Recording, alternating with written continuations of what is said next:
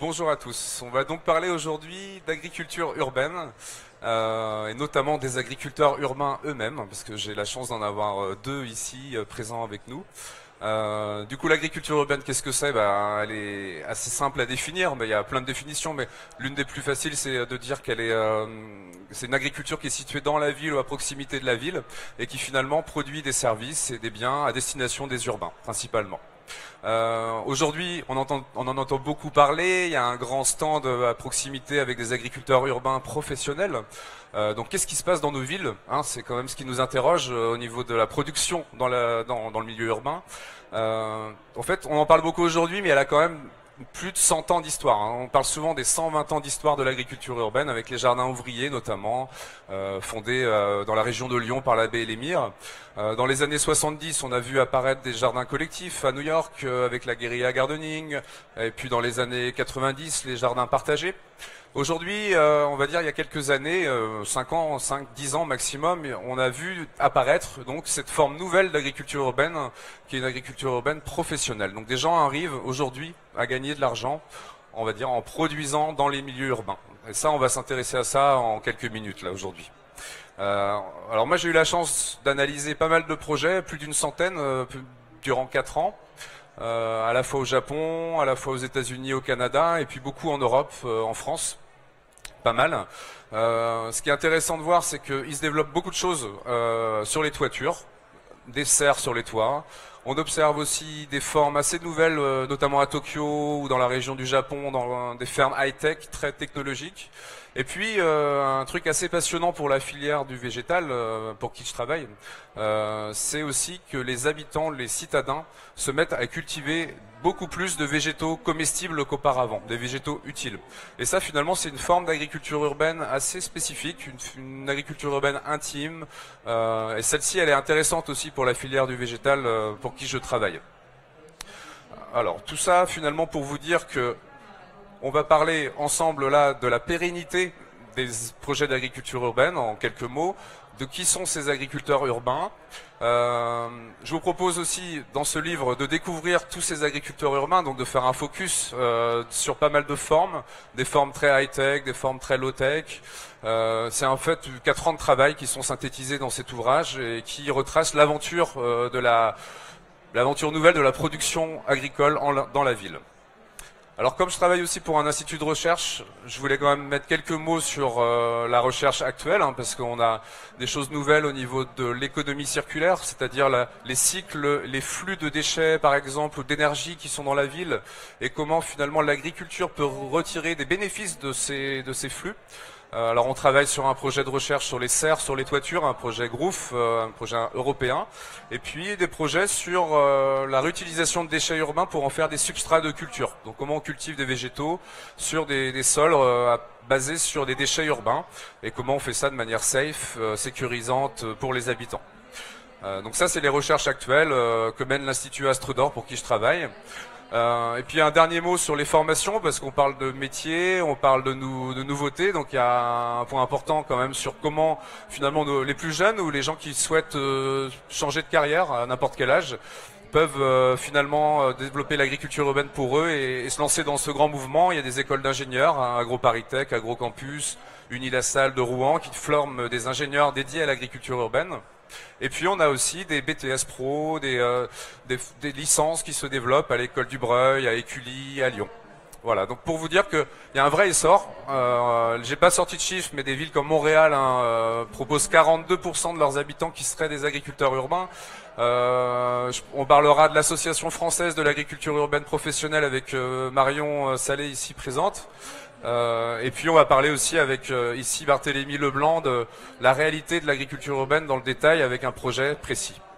Alors je propose tout de suite de questionner Marion pour nous parler de la FOP et aussi peut-être un petit peu de ta structure des sourciers. Est-ce que tu peux nous dire quelques mots sur cette association française de l'agriculture urbaine professionnelle? Merci Guillaume. En effet, la FOP, d'ailleurs pour ceux qui sont au salon, vous pouvez venir nous rendre visite au stand G029 un petit peu plus loin. C'est une association relativement nouvelle puisqu'elle existe depuis un peu plus d'1 an. Elle regroupe aujourd'hui quand même 70 adhérents. Donc pour être adhérent, il faut être acteur de l'agriculture urbaine à un niveau professionnel, c'est-à-dire se sortir au moins un salaire sur sa structure de production, parce que ceux qui ne se sortent pas de salaire, les structures qui ne sont pas rentables, on les considère comme des jardins partagés. Ça représente quand même, dans nos 70 adhérents, 1600 emplois et environ 44 hectares de culture. Donc ça reste relativement petit quand on compare avec l'agriculture traditionnelle, mais on n'oublie pas que c'est l'agriculture urbaine, donc on va être dans des zones, dans des caves, dans des parkings, sur des toitures, des choses qui sont vraiment petites, sur lesquelles donc on va faire des productions qui sont diversifiées et à haute valeur ajoutée justement pour le rendre viable économiquement. On nous demande souvent si l'agriculture urbaine c'est quelque chose de rentable, et c'est très intéressant quand on regarde la diversification au sein de nos adhérents. On voit qu'en fait ils ont plusieurs sources de revenus, non seulement la production agricole, mais aussi souvent des services qui sont liés à cette production, du fait de leur présence dans le milieu urbain, qui peuvent être de la pédagogie, du lien social, de la valorisation des biodéchets, etc. Donc il n'y a vraiment pas que de la production, et c'est ça qui est très très intéressant à voir aujourd'hui. L'agriculture urbaine, ce n'est pas que de l'agriculture, c'est tout ce qu'il y a autour et que la ville rend possible. Donc l'association aujourd'hui, elle a 4 rôles principaux. Le premier, ça va être de fédérer justement ces acteurs qui sont quand même des structures relativement petites et qui ont besoin de travailler ensemble en solidarité pour pouvoir avoir plus de débouchés, un poids politique, des idées innovantes, travailler ensemble. On fédère par exemple la recherche et le développement entre tous. On se fédère sur certains événements comme les 48 heures de l'agriculture urbaine, les journées nationales de l'agriculture urbaine, et puis aujourd'hui notre présence au salon qui a été un événement qu'on a organisé tous ensemble, et seul ça aurait été beaucoup plus compliqué. Là ça permet à des structures qui ont que 2 mètres carrés d'être présentes, et moi qui étais responsable de l'organisation de ce stand en particulier, je les voyais travailler avec une solidarité qui était extraordinaire. On a ça aussi, on est fasciné par l'agriculture, donc on partage quand même des valeurs communes, et donc ça nous permet de créer des choses qui sont vraiment chouettes. Et ensemble, on fait aussi de la veille sur les appels à projets, par exemple. Ensuite, la deuxième mission de la FOP, ça va être de protéger cette agriculture urbaine. Donc cette année, on a fait un gros travail, on a rédigé une charte qui est à destination des collectivités et des aménageurs, et qui est une sorte de guide de bonnes pratiques, justement, pour les projets agricoles en milieu urbain. Enfin, un troisième objectif de cette association, ça va être de communiquer sur l'agriculture urbaine, et en particulier, on se rend compte qu'il faut aller contre les idées reçues. Une grande idée reçue, ça va être tout de suite d'avoir peur de l'agriculture urbaine, parce qu'on s'imagine que ça va être des grandes tours ultra technologiques en indoor, extrêmement énergivores. Alors on est en France, donc on n'est pas à Singapour, on n'a pas besoin de ces grandes tours pour nourrir la France, on a des terres arables qui sont très bien, et on voit très bien qu'au sein de nos adhérents, au final, ce qui va être en indoor, ça représente moins de 20% de nos adhérents. Il y en a quand même 50% qui sont en pleine terre, et 30% qui vont être dans des bacs ou sur des substrats organiques. Donc vraiment, le high-tech, c'est pas la majorité de l'agriculture urbaine en France, et il faut vraiment pas s'arrêter à ça. Un autre idée reçue, ça va être par exemple sur la pollution des légumes qui sont créés en milieu urbain. Donc là, on s'associe avec des instituts de recherche et des écoles pour faire de la recherche, pour pouvoir démontrer que non, et que du coup tous les acteurs de l'agriculture urbaine puissent s'appuyer sur ces résultats.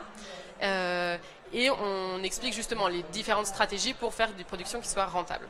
Et enfin, le dernier objectif de cette association, ça va être d'accompagner les porteurs de projets et toutes ces entreprises qui veulent se lancer dans l'agriculture urbaine, et essayer de leur créer un terreau qui soit fertile pour que ça puisse se développer. Donc là, dernièrement, on a rédigé au sein du collège juridique 9 mesures qu'on a eu la chance d'aller présenter aux conseillers des ministres de l'agriculture et de la santé, pour essayer de faire bouger les choses et de nous permettre d'avoir vraiment des situations professionnelles au sein de l'agriculture urbaine qui soient viables et durables, parce que c'est vraiment notre objectif. Donc voilà, l'association elle est ouverte à tous les acteurs de l'agriculture urbaine, et s'il y a des institutions, des collectivités qui nous regardent, on a aussi créé un annuaire pour eux qui regroupe vraiment tous nos acteurs de manière très détaillée, et qui peuvent être achetés sur le site internet de l'association www.afop.org. Voilà.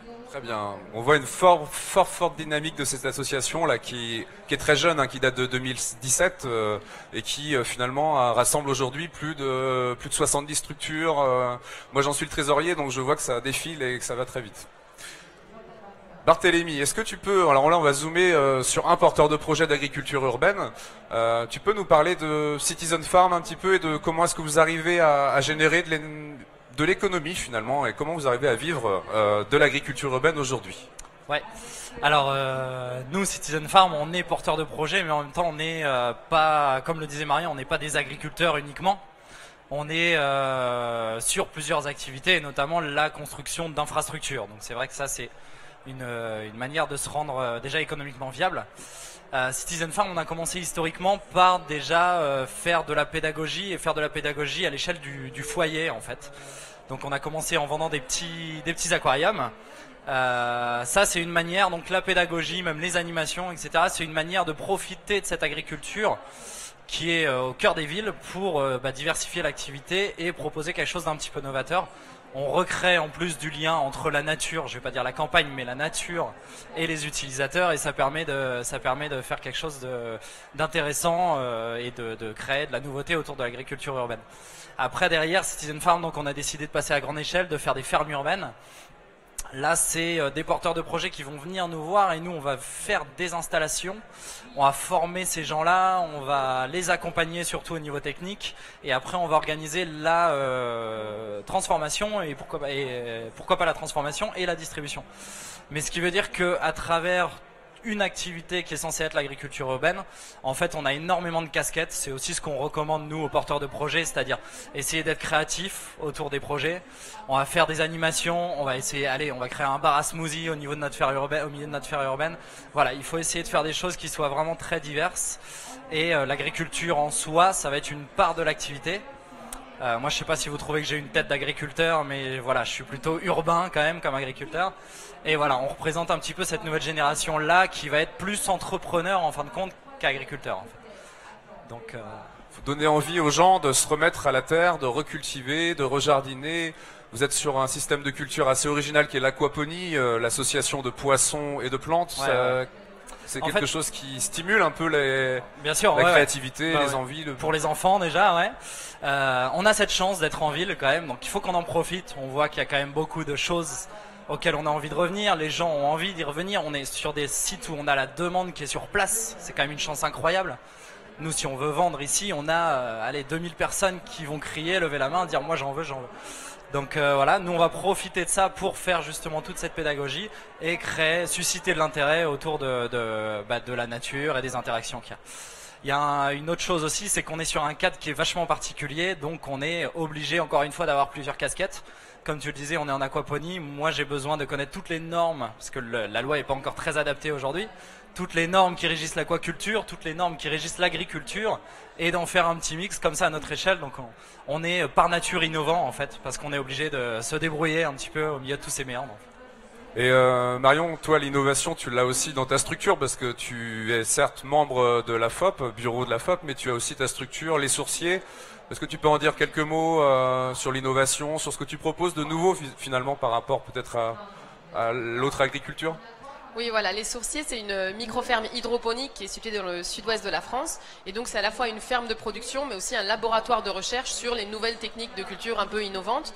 Donc, nous, on a une ferme qui, à la base, était en hydroponie et on s'est vite rendu compte de l'imitation de l'hydroponie. L'eau circule en circuit fermé. On utilise des substrats qui sont renouvelables, recyclés. Et là, de plus en plus, on passe sur la bioponie. Donc, c'est l'hydroponie produite de manière organique, qui est un peu l'étape précédente de l'aquaponie.